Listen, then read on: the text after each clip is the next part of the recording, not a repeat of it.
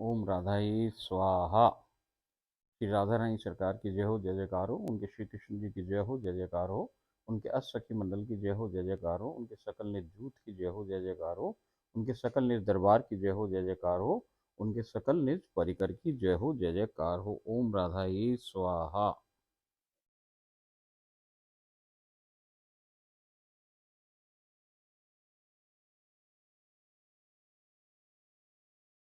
देखो साहब,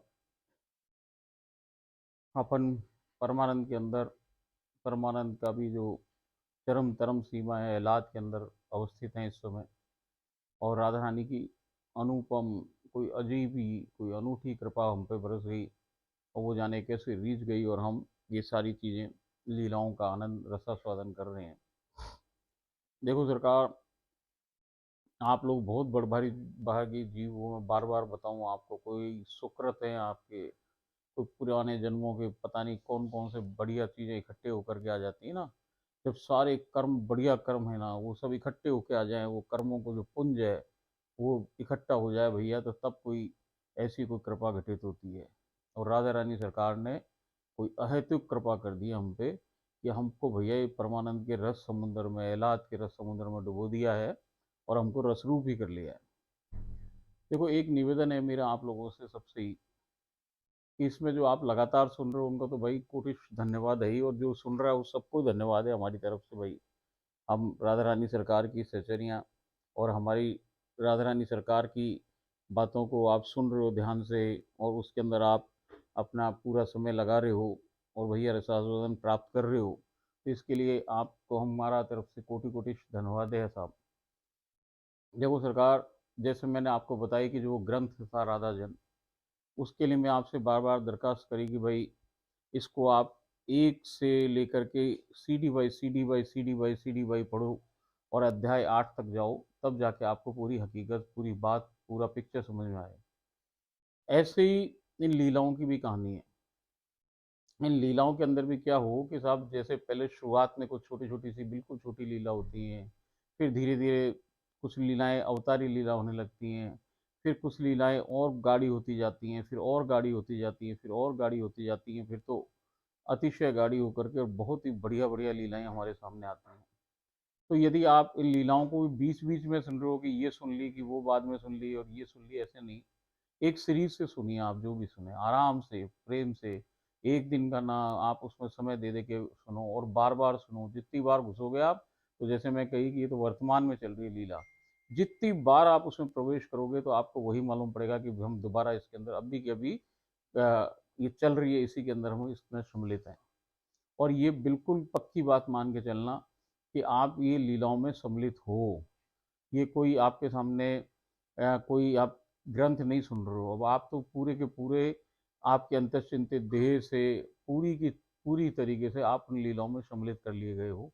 इसलिए भाई, इस जो मौका है इसको पूरा एक तो सुनते जाना, आप सुनते जाना जहाँ तक ये चल रहा है मामला, जब तक वो कृपा अपन पे कर रही है तब तक सुनते रहो। और इनको भी सीरीज से सुनो। जैसे आप देखो, मैं आपको उदाहरण के तौर पे बताऊं कि गीता की शुरुआत की लीलाएं जैसे हुई तो बिल्कुल छोटी छोटी, जिनका कोई आपस में सामंजस्य नहीं था, ऐसी लीलाएं हुई। फिर उसमें थोड़ी अवतारी काल की लीलाएं होने लग गई। अभी भी अवतारी काल की लीलाओं में भी अब जो लीलाएं हो रही हैं, तो वो शरीर तो वही है, मानव शरीर से ही हो रही है, सारी लीलाएं वैसी ही हैं। और उसमें वो भांति भांति भांति भांति की चीज़ें उसको दिखा रहे हैं, सब कर रहे हैं। केली भी दिखा रहे हैं, जैसे अपन ने एक उसके अंदर लीला में वर्णन किया। आने वाली कई सारी लीलाओं में केली का वर्णन है।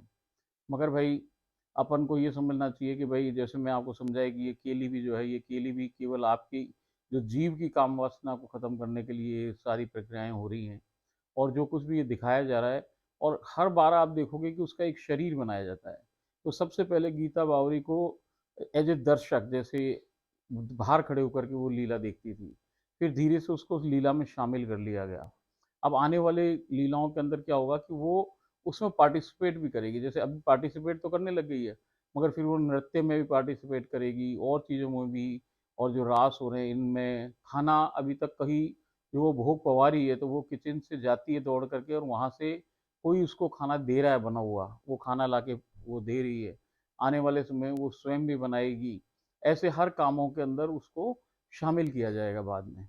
बड़ी विचित्र विचित्र लीलाएं हैं साहब, आगे तक इसमें जब अपन पहुंचेंगे बहुत बहुत विचित्र लीलाएं आती जाएंगी। तो आप उसका रसास्वादन करते रहो, जुड़े रहो हमसे, और इस चैनल को देखते रहो। यदि आप लोगों ने सब्सक्राइब नहीं किया तो सब्सक्राइब भी करो भाई, कि और लोग इसको और देख पाएंगे बढ़िया तरीके से, और आपके पास सारी सूचनाएं इस चैनल की आती रहेंगी। और दूसरी बात ये कि अपने, यदि आपको वास्तव में इसमें कोई आनंद की प्राप्ति हो रही है, परमानंद की प्राप्ति हो रही है, तो भैया इसको दूसरे लोगों को भी लाओ।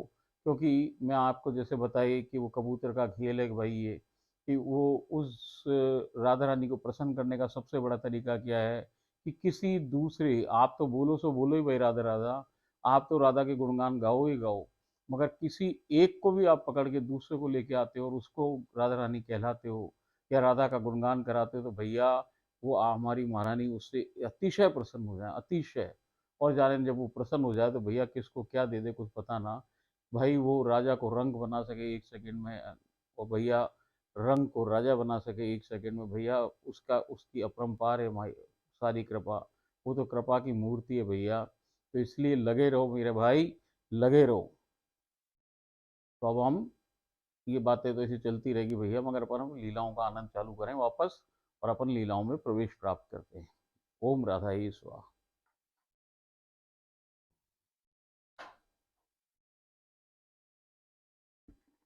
ओम राधा ही स्वाहा।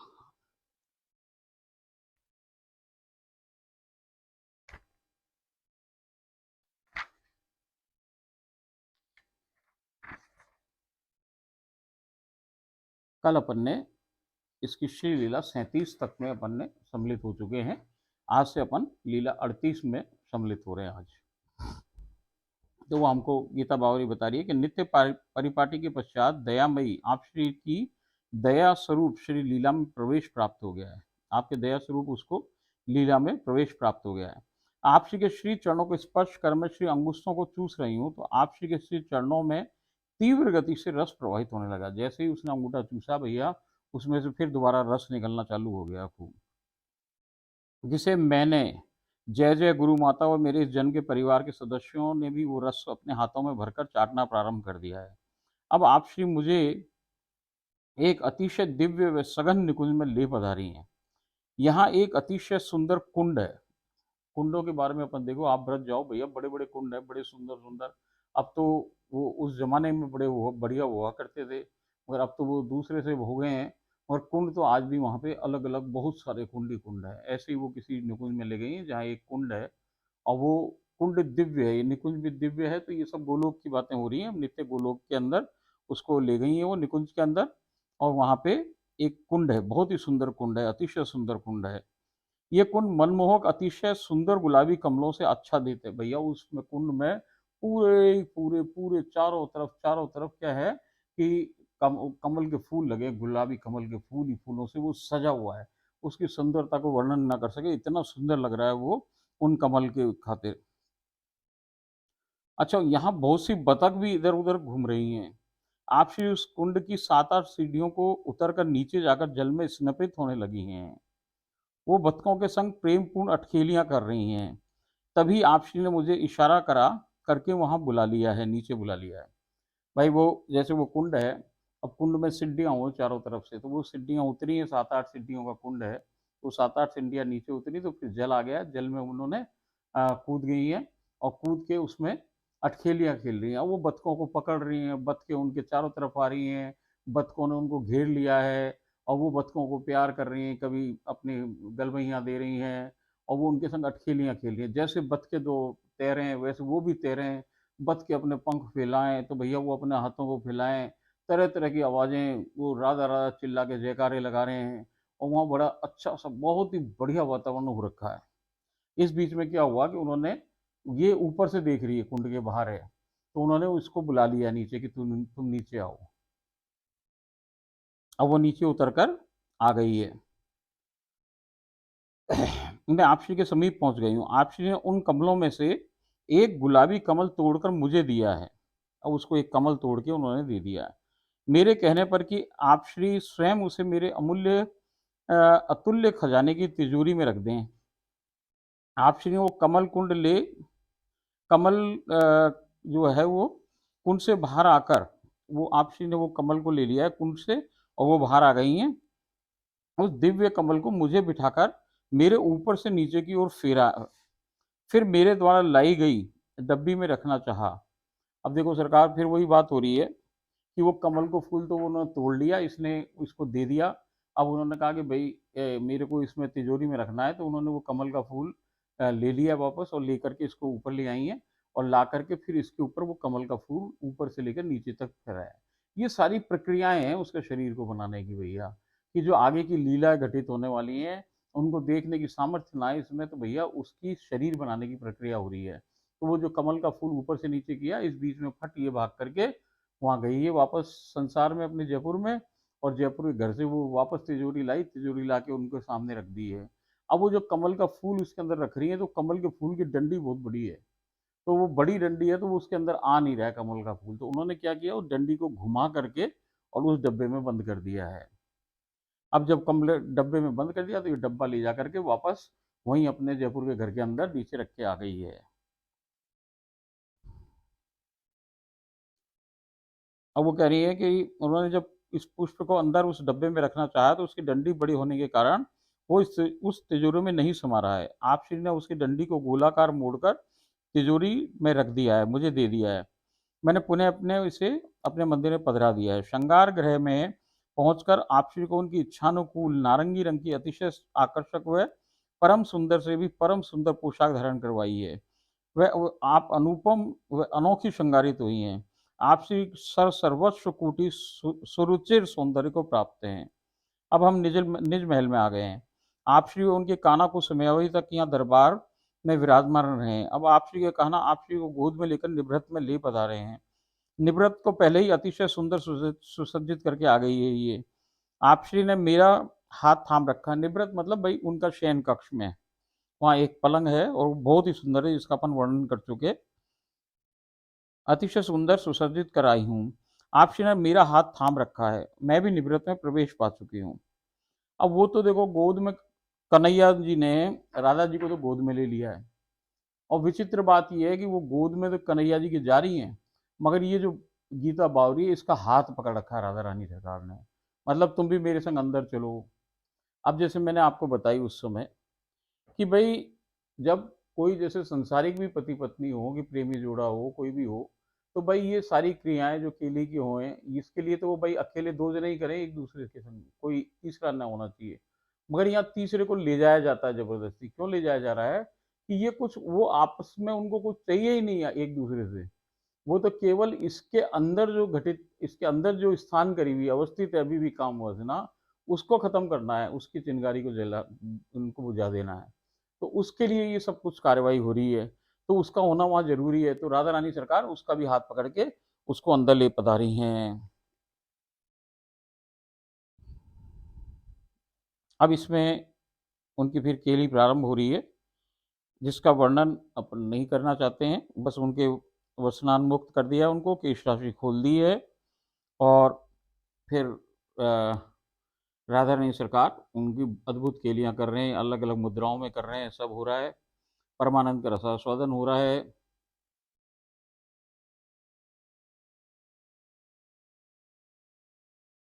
अब इसमें एक बात और बताई ये राधा रानी सरकार ने कि भाई जो ये जो कृष्ण भगवान है, इन कृष्ण भगवान को जो इनका आवेश है इसको झेलने की सामर्थ्य केवल राधा रानी सरकार में है, और कोई भी विश्व के अंदर, पूरे 3 लोक 14 भुवन के अंदर और अखिल ब्रह्मांड में कोई ऐसा नहीं हो सकता कि जो कृष्ण भगवान का आवेग अपने सहन कर सके। ये केवल सामर्थ्य, ये केवल राधा रानी सरकार के पास ही है। अब कई कार्रवाई हुई जिसकी चर्चा न तो मुझे करनी चाहिए और न मैं आपके सामने कर पा रहा हूँ।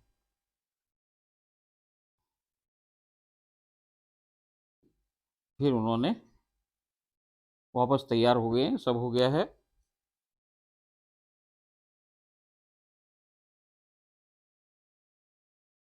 अब वो क्या कह रही हैं, यहाँ पे एक बात और घटित हो रही है। देखो सरकार, ये केली जैसी संपन्न हो गई, वो वापस तैयार हो गए हैं। तब आप श्री ने मुझसे पूछा कि तुम्हें कैसा लगा, कैसा लगता है ये सब कुछ जो हो रहा है, इससे तुम्हें क्या प्रभाव हो रहा है, तुम्हें कैसा लगता है। तो ऐसा का ऐसा ही क्वेश्चन में आपको पहले याद हो तो उस किताब में बताई कि ऐसे का ऐसा ही क्वेश्चन एक हमारी दूसरी जो है सेंचुरी उसके संग भी हुआ। तो उससे पूछा गया कि भाई ये जो हम केली करें इससे आपको क्या आनंद आता है? उसने कहा मुझे बहुत आनंद आता है, मुझे तो इसी से आनंद आता है। तो भैया आज तक वो साल 2 साल हो गए उन बातों को, वो भी केली में ही है। मगर यहाँ इसने क्या जवाब दिया उसको सुनिए आप।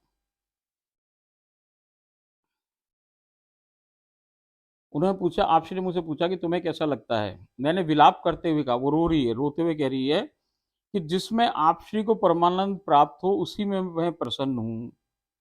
वो कह रही भाई आपकी जैसी इच्छा हो, जो तुम चाहो करना वो करो भाई, मैं तो सब में ही प्रसन्न हूँ। परंतु करबद्ध प्रार्थना है कि कृपया मुझे इस सब जो ये चीजें घटित होती हैं इसको सहन करने व पचाने की क्षमता दीजिए, क्योंकि मुझसे बर्दाश्त नहीं हो पाती ये जो चीजें आप करो ना, ये मेरे पे बहुत इफेक्ट कर रही है। तो आप कृपया करके कोई मुझे ऐसा कुछ करो कि मैं आपसे प्रार्थना करूं कि भाई मेरा ये जो मेरे को इसको सहने की शक्ति दो और इसे पचाने की शक्ति दो। आप श्री मुस्कुराने लग गई हैं और श्री लीला में विराम आ गया और मैं वापस संसार में आ गई हूँ।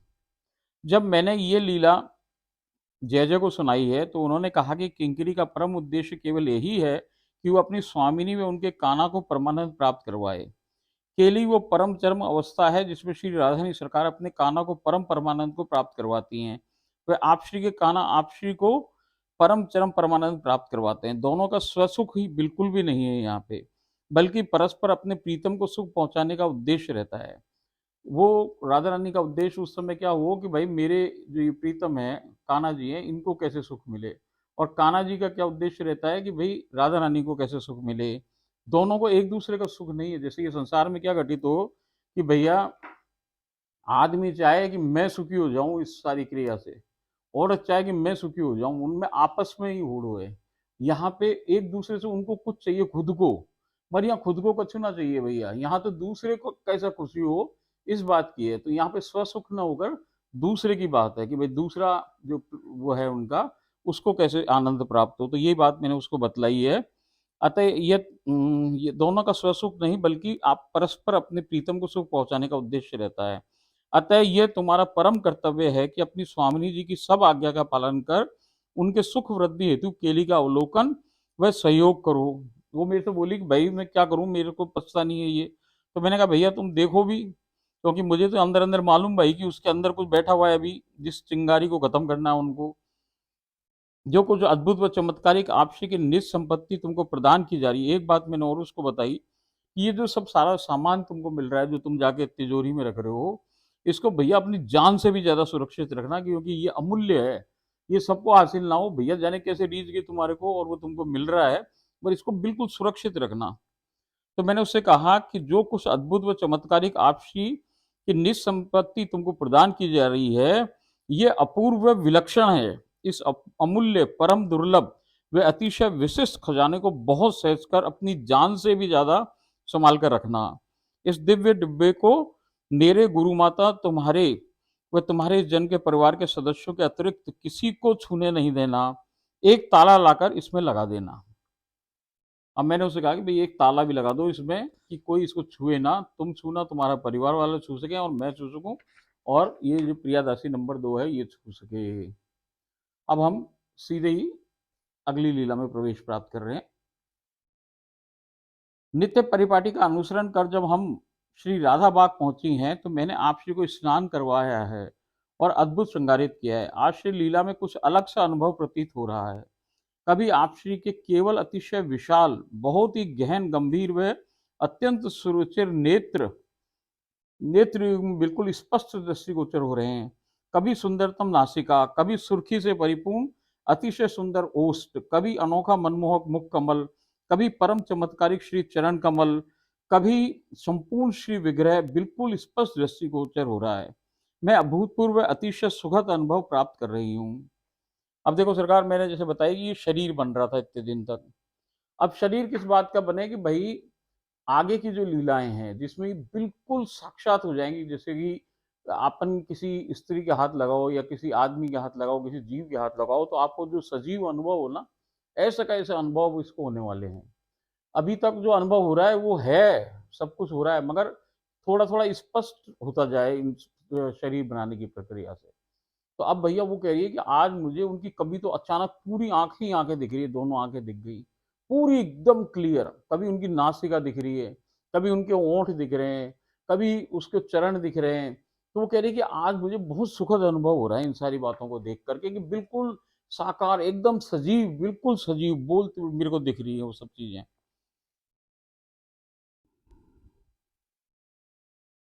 अब आपसी को स्नपित व श्रृंगारित कर हम दोनों निज महल में पहुंच गए हैं। आपसी वहीं सीढ़ियों पर विराजमान हो अपने कान्हा के आने की प्रतीक्षा में अधीर हो रही हैं। आपसी के कान्हा तभी वहां प्रकट हो गए हैं। आपसी के श्री चरणों में ही विराजमान हो गए हैं। समयावधि तक आपश्री के कान्हा अपलक आपश्री के रूप माधुर्य को निहार कर उन्मादित हो रहे हैं।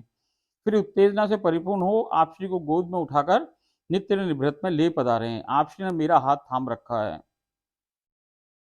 अब ये फिर वापस उनको उठा करके निभृत के अंदर ले गए भाई, और ले गए और फिर वो जो राधा रानी सरकार है उनने इसका हाथ पकड़ रखा है। अब ये उनकी फिर केली का वर्णन है। अब ये केली का वर्णन एक सा नहीं है साहब, ये कोई ग्रंथ पढ़ेगा जब मालूम पड़े उसे कि ये सब अलग अलग प्रकार की बातें बताई जा रही हैं इसमें, जो कि अद्भुत हैं, मगर उसको हम ऐसे आपके सामने समूह बोल ना पाए हैं भाई, इसका आदेश नहीं है।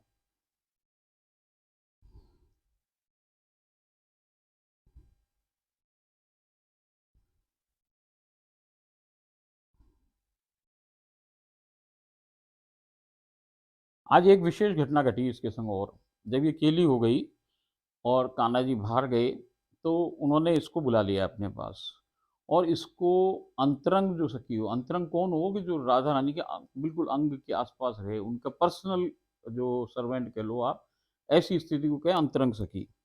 अब ये अंतरंग सखी बना लिया इसको, तो अब वो क्या इसको ज्ञान दे रही है अंतरंग सखी की, क्या क्या ड्यूटीज हैं, कैसे कैसे उसको सहयोग करना चाहिए, क्या करना चाहिए क्या नहीं करना चाहिए, ये विस्तृत वर्णन उसको किया है कि भाई कैसे अंतरंग सखी की कार्यविधि क्या है, कार्यशैली क्या होनी चाहिए, कैसे करना चाहिए क्या नहीं है, सब सब कुछ सिखा दिया आज उसको उन्होंने।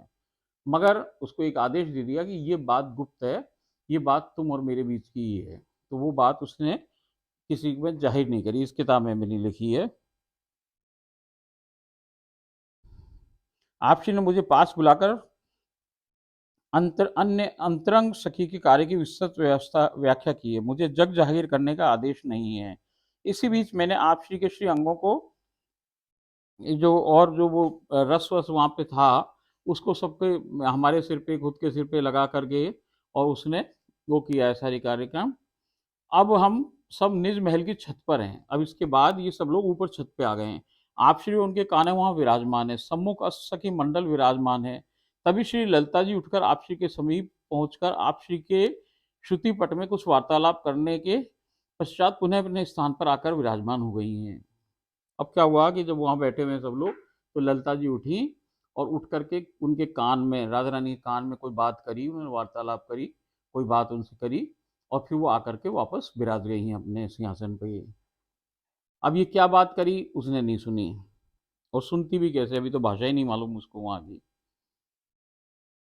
मगर जैसे ही वो विराजमान हुई, आप श्री ने इशारा करके मुझे अपने समीप बुलाया है। मैं आप श्री के श्री चरणों में बैठ गई हूँ। आप श्री ने अपना श्री हस्त कमल मेरे सिर पर धरा है। आप श्री के श्री हस्त कमल में से न जाने क्या तेलीय द्रव स्त्रवित हो मेरे शीर से होता हुआ संपूर्ण शरीर को भिगोकर उस द्रव्य से मेरे को पूरा शरीर को परिपूर्ण कर दिया है। देखो सरकार, वो जो ललिता जी उनको कोई राधा रानी को कोई बात बता के गई कि भाई इसको कुछ इसके शरीर बनाना है या क्या कोई अब जो बाद में बात मालूम पड़ी तो इससे मालूम पड़ता है कि वो शरीर बनाने की कोई बात बता के गई उनको। तो उन्होंने इसको पास बुलाया है और इसके सर पे हाथ रखा, और उनके हाथ में से कोई तेल जैसा चिकनी चिकनी कोई चीज़, कोई रस निकला है, और वो पूरा इसके शरीर को भिगोता हुआ पूरा भिगो दिया उस शरीर को, और वो रस उसके शरीर पे चारों तरफ उससे वो परिपूर्ण हो गई, पूरी पूरी की पूरी भीज गई है।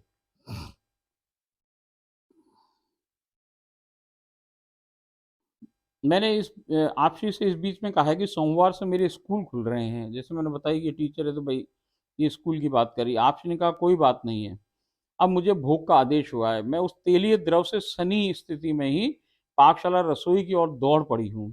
भोग में आज नित्य सामग्री के अतिरिक्त उड़द की दाल आलू गोभी की सब्जी और बेसन के थूपे की सब्जी, मोहन की रोटी भी है। सबने प्रेम से भोग पाया है, सबका उच्चष्टामृत स्वयं जय जय गुरु माता व मेरे इस जन्म के परिवार के सदस्यों को पवाया है और लीला में विराम आ गया है, मैं वापस आ गई हूँ। ओम राधाई स्वाहा। अब लीला 40। आज मैं आपको बहुत सारी लीला जल्दी जल्दी सुना रहा हूँ, देखो सरकार, क्योंकि जो एक बात है मैं इसमें काट रहा हूँ आपकी, इसलिए लीलाएं जल्दी हो रही है। नित्य परिपाटी का अनुसरण कर हम श्री राधा बाग आ पहुंचे हैं। मैंने आपशारी को प्रभाती करवाकर स्नान गृह में स्नापित करवाया है। स्नान गृह में आसमानी रंग की अद्वितीय सुंदराति सुंदर पोशाक धारण करवाई है, वह अद्भुत श्रृंगारित किया है। आप श्री और मैं निज महल के अलिंद आंगन जो बाहर की साइड है उसमें आ गए हैं और नीचे निरख रही हैं। आपसी के काना भी प्रकट हो गए हैं, दोनों आपस में वार्तालाप में व्यस्त हो गए हैं। अचानक किसी बात पर आपसी दौड़कर एक अतिशय सुंदर निकुंज में आ गई हैं। भैया वो तो वहां बात कर रहे थे, करते करते वो भाग करके दौड़ी और कहाँ आ गई हैं, एक निकुंज में आ गई हैं। आपसी के काना भी अनुसरण कर वहां आ गए हैं। आपसी उनके काना एक अति विशाल वृक्ष की छांव में विराजमान हो गए हैं। आपसी के काना ने आपसी को गलभैया डालकर अपने आंचल में भर लिया है और फिर वो उनका अधरपान वगैरह करने लग गई। कुछ समयावधि के पश्चात हम तीनों समीप की कुटिया, जिसे पहले ही अतिशय सुंदर सुसज्जित कर चुकी हूँ, पहुंच गए हैं। और फिर वहां पे जाके फूलों का बिस्तर बनाया, उसने प्रस्तर बनाया, उसी पे लेट गए हैं वो। और फिर वहां पे फिर ये जो केली है ये वहां पे हुई है। अब हम निज महल में आ गए हैं, आज्ञा अनुसार भोग परोस रही हूँ। नित्य सामग्री के अतिरिक्त आज दाल बाटी, खाटा, गट्टे की सब्जी, पापड़ व चूरमा भी परोसा है। श्री लीला में विराम आ गया और मैं वापस संसार में आ गई हूँ। संध्या के समय भी फिर दोबारा इसको लीला की स्फूर्ति प्रस्फुटित हुए लीला कि अब लीला होने वाली है, तो ये फिर बैठ गई शाम को और पुनः श्री लीला में आप श्री की अनुपम कृपा स्वरूप प्रवेश को प्राप्त हुई हूँ। मैंने आप श्री के श्री अंगुष्ठों को चूसा। अचानक आप श्री के श्री चरणों में से परम रस की